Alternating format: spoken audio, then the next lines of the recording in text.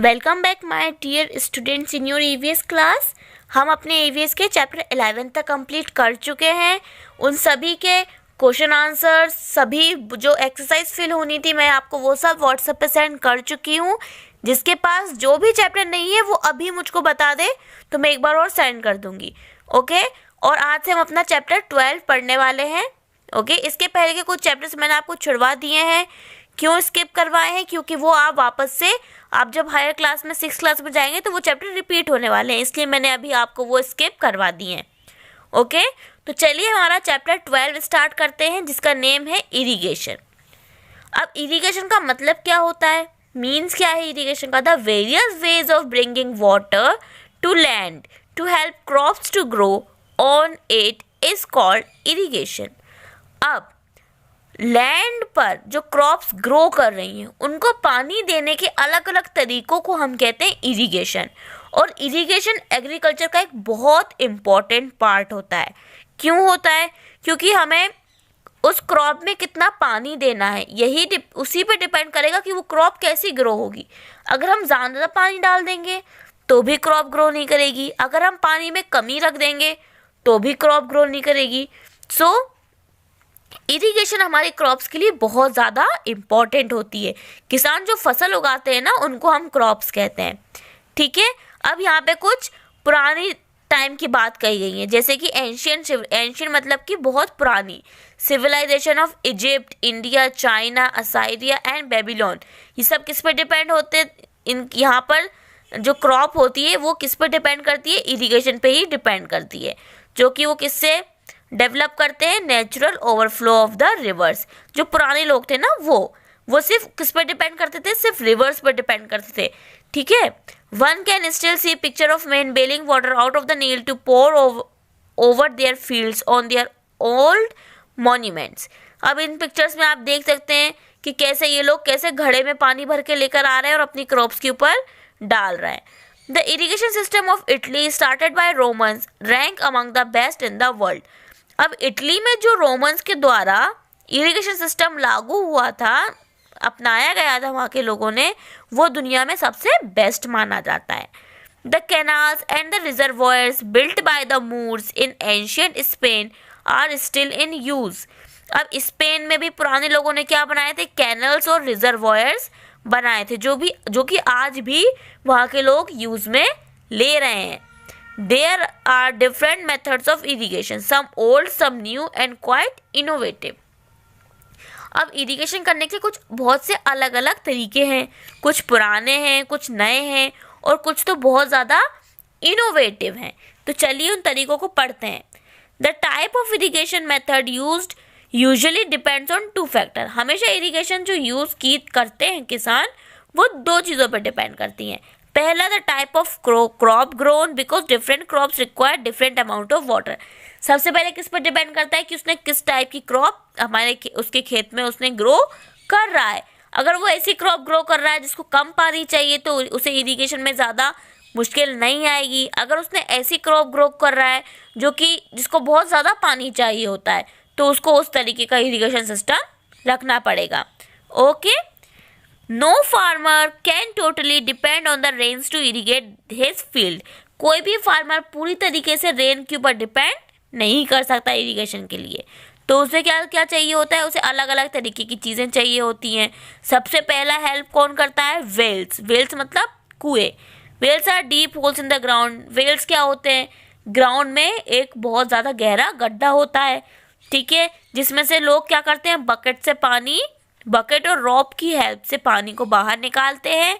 Okay, at times a pulley attached which makes the drawing of water much easier. कुछ लोग क्या करते हैं? उसमें पुली बांध देते हैं जिससे कि रस्सी ऊपर खींचना आसान हो जाता है। ठीक है, फिर आते हैं हमारे ट्यूबवेल्स। ट्यूबवेल्स क्या होते हैं? ट्यूबवेल्स जो हमारे कुएं होते हैं ना, उनसे भी ज़्यादा गहरे होते हैं। लेकिन ट्यूबवेल और वेल में क्या अंतर है? वेल से पानी हम रस्सी की मदद से खींचते हैं, वैसे आजकल मोटर्स भी लगाई जाती हैं, लेकिन टिपिकली अगर किसी कुएं को देखा जाए तो उसमें रस्सी से ही पानी खींचा जाता है। ओके, और ट्यूबवेल्स में क्या करते हैं? इलेक्ट्रिक पंप लगाए जाते हैं नीचे, ठीक है, और वो क्या करता है? पंप नीचे से पानी को बाहर फेंका जाता है। ओके, जो रिच फार्मर्स होते हैं ना, वो ट्यूबवेल्स को अफोर्ड कर सकते हैं। क्यों? क्योंकि उसमें जो पंप लगता है उसमें भी खर्चा आता है। ओके, उसके बाद देखिए यहाँ पे लिखा है कैनल्स। कैनल्स क्या होते हैं? Canals are dug from rivers to carry water to land further away.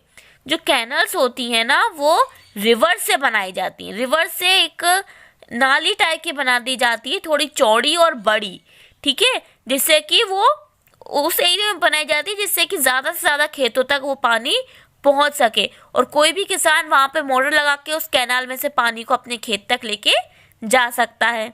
Okay, और sometimes water is released from reservoirs of the dams to the canals. जब नदी का पानी सूख जाता है तो इन कैनाल्स में पानी कहाँ से आता है? जो रिजर्वॉयर या जो डैम्स होते हैं ना, वहाँ से पानी छोड़ा जाता है। ओके, ये सबसे पॉपुलर मेथड है इरिगेशन का। गवर्नमेंट इसके ऊपर बहुत ज़्यादा खर्चा कर रही है। आपने अपने आसपास भी देखा होगा, बहुत ज़्यादा चौड़ी चौड़ी आपने देखी होगी नालियाँ जैसी बनाई दी जाती हैं खेतों के साइड से, और उसमें बहुत सारा हमेशा पानी दिखता है आपको, है ना। तो वो कैनाल्स होती है जो कि गवर्नमेंट बनवाती है। ओके, उसके बाद देखिए यहाँ पे एक और टाइप दिया है, lift irrigation. The shadow was really fascinating method of irrigation and is still use in parts of Egypt. कहाँ पे यूज़ किया जाता है? इजिप्ट के अभी भी कुछ पार्ट्स में यूज़ किया जाता है। अब ये कब यूज़ होता है? ये ऐसी जगह पर यूज़ किया जाता है जहाँ पे जो खेत होता है वो ऊंचाई पर होता है और जो रिवर होती है वो नीची जगह पर होती है। तो अब पानी को कहाँ चढ़ाना होता है? ऊपर की तरफ चढ़ाना होता है। तो वो लोग क्या करते हैं, देखिए इस तरीके से एक डंडा लिया, यहाँ पे देखिए बकेट है और यहाँ पे इनने एक वेट बांध दिया है और ये इंसान इसको बैलेंस करेगा। वो जैसे ही बकेट को नीचे लेकर जाएगा, जैसे ही बकेट में पानी आएगा, ठीक है, और यहाँ पे जो वेट लगाया है वो इस बकेट से डबल वेट है ना, इस बकेट से बहुत ज़्यादा वेट है, जिससे कि जब ये इसको छोड़ेगा तो ये पत्थर नीचे गिरेगा। पत्थर नीचे गिरेगा तो बकेट में जो पानी है वो ऐसे जाके ऊपर जाएगा। जो खेत है, खेत कहाँ है? ऊपर है, तो यहाँ से पानी ऊपर फेंकता जाएगा वो, है ना। जैसे कि आप इमेजिन कर सकते हैं, अगर आप नीचे खड़े होकर ऊपर वाली जब दीवार के ऊपर पानी फेंकते हैं ना, उसी तरीके से हो रहा है ये, ठीक है। इसमें क्या कर रहा है? इसमें मैन की भी ज़रूरत पड़ रही है और इस तरीके के मशीनरी की भी ज़रूरत पड़ रही है। ओके, उसके बाद देखिए यहाँ पे एक और है water wheel. Water wheel lifts water from the well और रिवर। अब वाटर व्हील क्या रहता है? एक व्हील रहता है, उसमें इस तरीके के खांचे बने हुए होते हैं जिनमें पानी भरा जाए, ठीक है।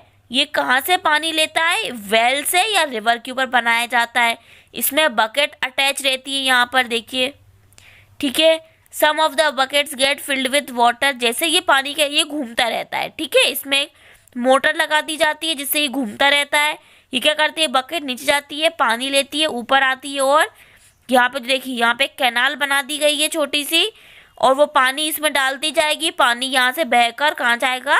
खेतों में चला जाएगा, है ना। इस तरीके से भी यूज़ कर सकते हैं। वाटर व्हील किसने इन्वेंट किया था? ग्रीक्स ने इन्वेंट किया था, ठीक है। इतना आया आपको समझ में? अगर इसमें आपको कोई डाउट हो तो आप मुझसे पूछ सकते हैं। ओके, उसके बाद देखिए स्प्रिंकलर। अब यहाँ पे स्प्रिंकलर क्या करता है? स्प्रे करता है। आप कभी बार्बर के यहाँ गए होंगे हेयर कट वगैरह लेने के लिए, तो वो भी स्प्रे का यूज़ करते हैं, तो उसमें से एकदम बिल्कुल बारीक बारीक बूंदें निकलती हैं। उसी तरीके का होता है स्प्रिंकलर, ठीक है। ये क्या रहता है? कंटिन्यूसली वाटर को स्प्रिंकल करता रहता है।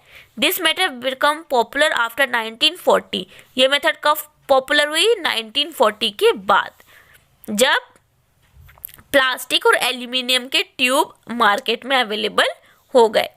ओके, इन पाइप्स पे क्या रहते हैं? होल्स रहते हैं, ठीक है। थोड़ी थोड़ी दूरी पर ऐसे होल्स रहते हैं और इन पे क्या करते हैं? यहाँ से पानी आता है कहीं भी रिवर से या वेल से, और ये इस तरीके से शॉवर की तरह चलते रहते हैं। ओके, कुछ ऐसे रोटेट भी होते हैं जिससे कि दूर दूर तक पानी जाए, ठीक है। जितने ज़्यादा स्पीड से रोटेट होंगे उतनी दूर तक खेत में पानी जाएगा।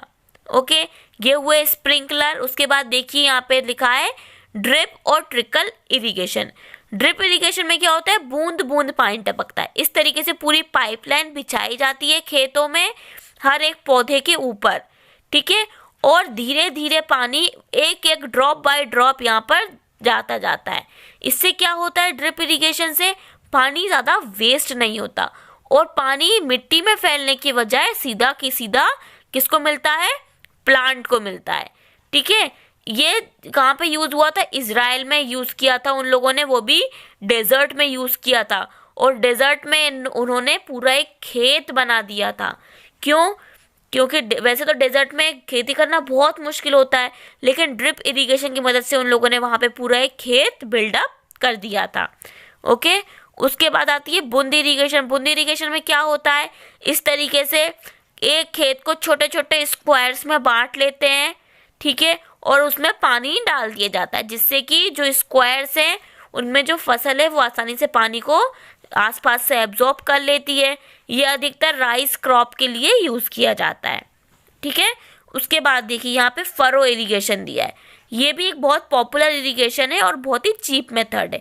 इसमें क्या होता है, इस तरीके से देखिए लाइन बना दी जाती है, जो ऊंची वाली जगह होती है वहाँ पर क्रॉप को लगा दिया जाता है, उसके साइड में देखिए ऐसे नालियाँ जैसी बन गई हैं, इनमें पानी को डाल दिया जाता है, जिससे कि पानी इनको अवेलेबल रहे क्रॉप के लिए, ठीक है।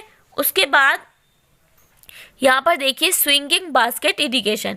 ये एक बहुत ही पुरानी मेथड है। इसमें देखिए 2 लोगों की ज़रूरत पड़ती है। वो क्या करते हैं, पॉन्ड से पानी लेते हैं बकेट में और सीधा सीधा अपने खेत में डालते जाते हैं।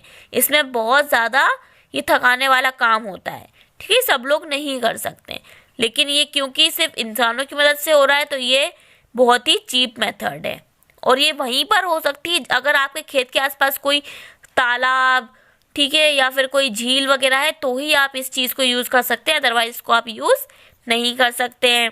ओके, तो यहाँ पे आपका ये चैप्टर फिनिश हुआ। इसमें हमने इरिगेशन के बारे में पढ़ा, अलग अलग टाइप पढ़े। ओके, अब देखिए ये इसकी एक्सरसाइज है।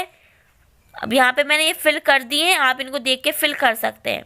ओके, देखिए फर्स्ट क्या दिया था, fill in the blanks are dug from rivers to carry water to land further away।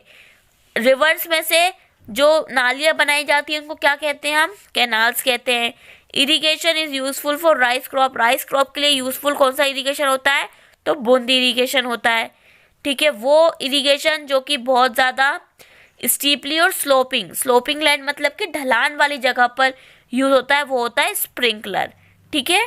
क्यों होता है, क्योंकि स्प्रिंकलर की मदद से बहुत ज़्यादा पानी इकट्ठा नहीं डालते हम, बूंद बूंद करके पानी जाता है ना, बिल्कुल शॉवर की तरह, तो वो पानी ज़्यादा बह नहीं पाता और मिट्टी उसको पूरी तरीके से एब्जॉर्ब कर लेती है। उसके बाद देखिए the fill in the blanks was invented by Greeks ने कौन सा इरिगेशन सिस्टम इन्वेंट किया था, वाटर व्हील इन्वेंट किया था। ओके, अब यहाँ पे ये कुछ क्वेश्चंस है, मैं इनके आंसर आपको व्हाट्सएप पे सेंड करूँगी। साइंटिफिक रीजन वाले क्वेश्चंस मैं आपको नहीं करवाऊँगी, ये बहुत ज़्यादा लेंथी हो जाते हैं, फिर आपको लर्न करने में इनको डिफ़िकल्टी होती है, इसलिए हम सिर्फ ये क्वेश्चन आंसर्स करेंगे। ओके, सो यहाँ पे आपका ये चैप्टर फिनिश होता है। नेक्स्ट वीडियो में हम नेक्स्ट चैप्टर करेंगे। Okay, so thank you for watching this video. Have a nice day.